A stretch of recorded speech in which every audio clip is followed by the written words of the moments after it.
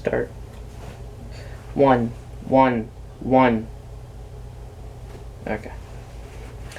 Hey guys, what's up? Back here with another video. You're watching this on the, Edward Buller channel. That's what I'm just gonna call it. I can't think of like a catchy name or something, but that's just what I'm gonna call it for now. I don't know if I'm gonna change the name later on or so, but this is the podcast thing that I've been wanting to do for a while now, and I've been wanting to call it the biggest little things, or the biggest of little things. It's mainly a talk about, I don't really know yet, like, each episode's going to be of a different topic, most likely, or each episode's going to be like a part 1, part 2, something like that. But I know what the first episode's going to be like. Hold on. I know what the first episode's going to be of. It's going to be about who I am as a person. And like, my backstory. Because what's a podcast if you don't know who you're listening to? It's not much of a podcast, more of a talk between us and, between me and the viewers, which is y'all, the ones I'm talking to right now. But, as y'all know, my name is Edward Bullard. I am 14. I live here. This is my room. You've seen videos of my room and stuff. So, I don't know where to start. Like, I really don't know where to start. Not at all. I have no clue where to start. Start at 1, like, point 1, but whatever. When I was growing up, I used to live with my grandparents, and, they weren't good people. They were not. They were never good people. But I used to live with my grandparents on this horse farm. We had like 25 to 27 horses there. And they were horrible people. Horrible. They treated my mom horrible and me. And they abused me for like the whole time I lived there. But just about that whole time, my mom wasn't there. I was born and she ran off and ditched the military, stuff like that, because I was born on a military base. So she ran off, went AWOL, and she comes back 5 years later after being in Oklahoma. I had no clue who she was. Like, I would sit up at night a whole lot and cry, and I know it sounds dorky and stupid, but I would sit up a whole lot and cry and stuff like, where's mom, because I always wanted that attachment, that mother-son attachment, and I didn't get that. No, I didn't.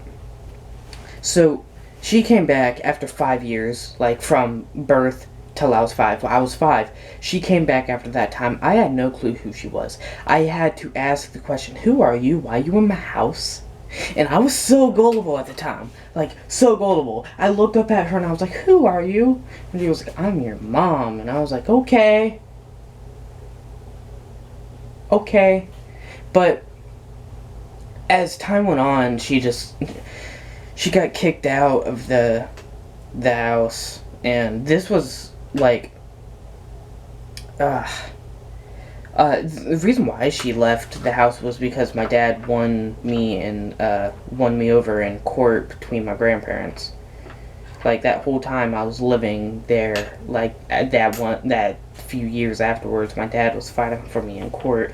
Because when my dad got custody of me, my biological dad, who I still live with to this day, I was 7 when he picked me up. And I'm very thankful for that. Thank you. I am very thankful for that. But I was 7 when he picked me up from my grandparents, and my mom went on her way, and the whole time after that, I've had my ups and downs, uh, and yeah, but I mostly correlate my story with my mom because that's who is like the drama part mainly. But I don't know what to say. Okay, I have notes over here that I'm looking at to keep me on track. My mom is not much of a good person. She has 5 kids, 6 kids, me being the first. It's me and, then the others, but she is a alcoholic drug addict, and she was an alcoholic drug addict when she came into my life. And after that, I've tried to establish, that mother-son connection because I knew who she was at the time. I tried to establish that mother-son connection that I've always wanted from her. And every time I tried to do that, she would go back on her stuff again. She would go back to drinking again, go back to doing drugs again. And this one time, I remember, hold on, today I am drinking Gatorade, well, not Gatorade, water out of a Gatorade thing. So here's your ASMR. You probably didn't hear that. Whatever. So she was not much of a good person. I realize that now, but I don't remember how old I was. I think I was 11 at the time, and I went over to her house. She was living with some roommates down in this, neighborhood, and we were doing. It was Halloween at the time, so my mom went out and did some trick-or-treating with me. We went, house to house, knocking on doors, trick-or-treat, stuff like that. But what the roommate said, do not go past the food line, and we didn't. We got up to the food line, and I had an option, because, at the time, she gave me an option. And she said, do you want to go into the food line, get some, and come out, or do you just want to go back to the house? Me, being the dumb kid I am, I was like, ooh, more candy and toys. I want to go in. So we went in, and that's basically like scratching that point of, hey, don't go past it, because we were just in it. We didn't walk past it. We went in, we got a few items, and we came out, and we mainly got some more candy, but we came out and we were walking up back to the house, knocking on doors and stuff that we already knocked on before trick-or-treat. So we got like 3 times the candy the first round up there, the food line, and the way back. So we got up back to the house, and by this time I had like $50 and like 2 buckets of candy. That would have rocked my teeth out if I ate that all in one night. But that's besides the point. We got home, and I remember this because when you walked in, there was a, I can't remember the name. There was a closet. It was right here. It was a double closet. You could open it this way, go through, and open it again, and go to the room I'm in. And so we didn't go through the closet. We went the long way around, and she went to turn the light on, and the light didn't turn on. So I went to go sit down and eat some of my candy and watch Netflix. And she went, and I'm saying and so much. She went out to go talk to her roommate. Hey, I need a new light bulb. And she was like, hey, I need a new light bulb. The light bulb in my room is busted. And a whole big argument went out and stuff like that. The cops were called, and I was young at this time, so I didn't sleep through it. I was awake for the whole time, and I peeked through the closet and saw my mom in handcuffs, and that, I don't really know how to explain that. That for me was really emotionally scarring. Because at the time I thought I had that mother-son connection. At the time I thought I finally have what I've been striving for so long. And to see that and to see my mom in cuffs like that just felt like it just got ripped away from me, like some like as a kid getting your lollipop taken away from you. That's a bad example, but whatever. And I started crying at the time.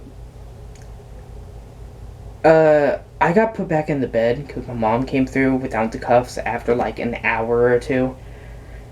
And she was just cuffed there because she was being hostile. At the time, I didn't know that. But she came in and grabbed her ID and stuff, and I finally fell asleep.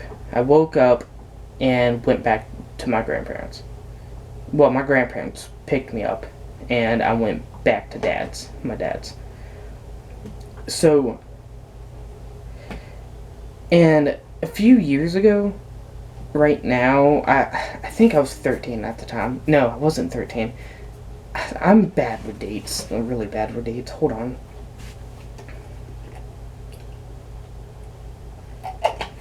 Okay. I'm really bad with dates, but a few years ago, on Christmas and New Year's, my mom was dating this guy. My mom's name is Sarah. This guy's name is Adam. Alright. And so I went over there to see her because it wasn't too far. It was like an hour drives away. And she decided to start drinking. And I could tell she was, drinking because I've seen people drunk and her drinking before. So I knew all the signs. I knew all the red flags. So we go in there. I didn't think too much of it until she started drinking in front of me. And at the time, I was like, no, I don't want to be around this. So I asked her, hey, Mom, can you not drink around me? I would rather, spend time with you while you're sober. And she was like, no, I'm celebrating that you're here and I'm able to hang out with my son on New Year's and on Christmas. And I was like, okay. Well, at this time when this happened, it was New Year's because I asked to stay over until New Year's. Well, until like a week after New Year's. So on that day, she was pissed drunk, and I locked myself in the room that I had. I called my stepmom, which is now my real mom, because I'll explain later. And I called Dad. So they're rushing to come pick me up, and the only one that's really had my back at the time was Adam. He was there. He was there for the whole time because he was dating Sarah, my biological mom. So I go into my room, lock door, get my stuff together, and funny thing, there was an Xbox 360 that my mom got, and I was so debating on taking it. Like sometimes I really think I think back to it, and I'm in my brain I'm like, oh my god, I should have taken that. I should have taken that for myself. Why didn't I? I didn't because I didn't want her to be like, oh, I'm pressing charges because you stole this from me. I didn't want it to be like that, so I didn't. But somehow I opened my door and she got into my room. So she was pissed drunk, alright? And she pinned me up against the wall by my neck, was holding my neck like that. And I didn't know what to do. Because, when you're in that situation and when your mother is doing that to you, you don't know what to do. You'll stall. You won't stall. You'll just, I don't know what to call it. You'll freeze up. And I really didn't know what to do. I knew I could push her off me because we're about the same height. So I didn't do anything. Adam, got her off of me and shut the door, and I locked it until they were here. So my brother, now stepbrother, walked up to the door, knocked on it. Adam answered, and my mom was just yelling, throwing stuff. having a hissy fit, and I left. I got in the car, and she walked out like, curse you, curse this life, curse you, Adam, curse you, Caleb, curse you, Brittany, and all that. Like, it was bad, emotionally scarring as well, because like, I wish that on nobody. Even if they're my worst enemy, I wish that on nobody, because a whole lot of people depend on that mother-son relationship, and I used to. I go on my own now. But about a year later after that, I think it was a year later, she was arrested for being really, like, overly intoxicated on alcohol and, like, drugs and stuff. She was found passed out on the floor with, like, a baggie of something on the living room table and a bottle of alcohol, with my my little brother and little sister screaming and screaming, kicking at the door because they were locked in her room. So after that, she was arrested. I still went on my merry way because I was tired of it. At that point, I stopped trying until a few months ago, which didn't turn out too well. Hold on.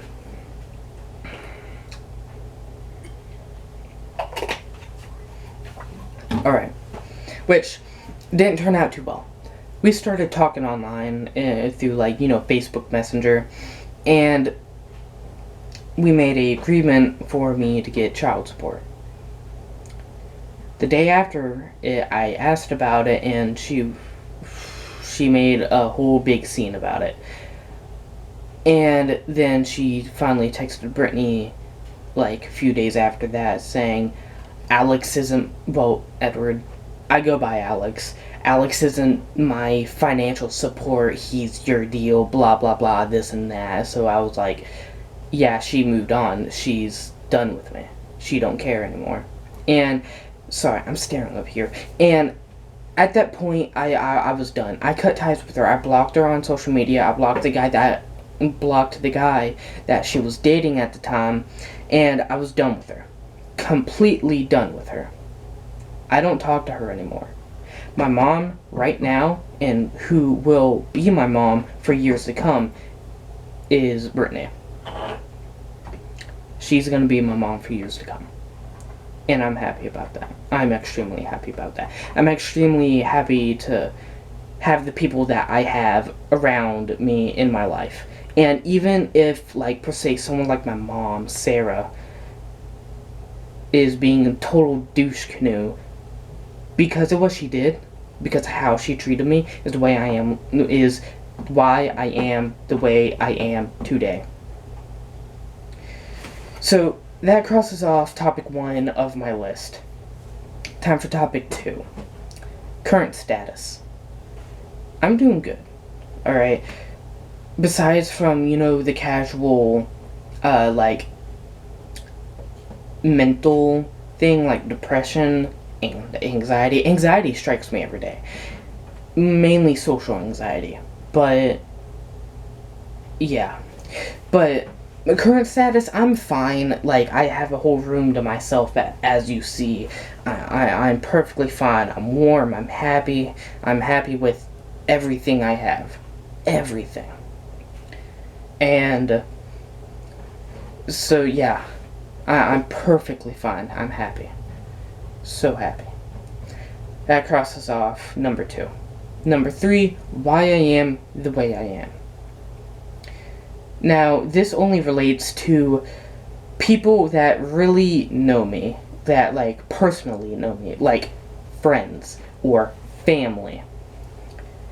But to the people that really know me, like you, Josh, yes, if you're watching this, you really know me because of that night. So, yeah. I am the way I am who I am the way that I am because of past traumas and past experiences. I didn't really have much of a good childhood. I'm still living childhood currently, but it doesn't feel like that. It, feels more like just teenage years. But with everything that my grandparents put me through, they abused me for years, and everything that my mom put me through, just the mental abuse, the physical abuse, being basically neglected by my grandparents, taught me that the world's messed up. And no one can change it. I'm sorry. No one can. It's going to be like this for years. And it's most likely going to be like this for years upon years upon years upon decades upon until rapture happens. It's going to be like that because people don't know how to get along. But that's getting off topic. Because of what happened to me makes me who I am. Experiences, because I believe everything happens for a reason. And sometimes we have control over that. Sometimes we don't. And that's okay. That's perfectly fine with me. Because, well, no, it's not always okay with me. Because someone can get assaulted and be laying on their deathbed. I wouldn't think that is okay. I think justice would need to be served and put into place. Fuck. Okay. I'm ending that one here. My struggles. That's topic 4. I have depression and anxiety. I am dyslexic, but I don't really, include that. I'm bipolar as well. The root of my depression is my mom, Sarah, because of what she put me through, heartbreak, stuff like that, and mental self-esteem, physical self-esteem has always really been low a lot, and I don't really remember a time when it's been high. And my root of anxiety would be my grandparents because of what they did to me. They abused me. Y'all already know that because I mentioned that quite a few times. And it always makes me wonder, is that going to happen again? Is someone going to hurt me? And I'm always cautious, way too cautious than I should be around anybody. And, yeah. I'm bipolar, but I've been bipolar since I was born, so whatever. And same with dyslexia. I've been dyslexic since I was born, so yeah. But that's about it. That's everything on my paper. So I'm gonna end it off here, and hopefully there's going to be an episode 2 of this sometime. But I'm Alex Bullard, and these talks are the biggest little things. Be careful who you trust, because salt looks like sugar.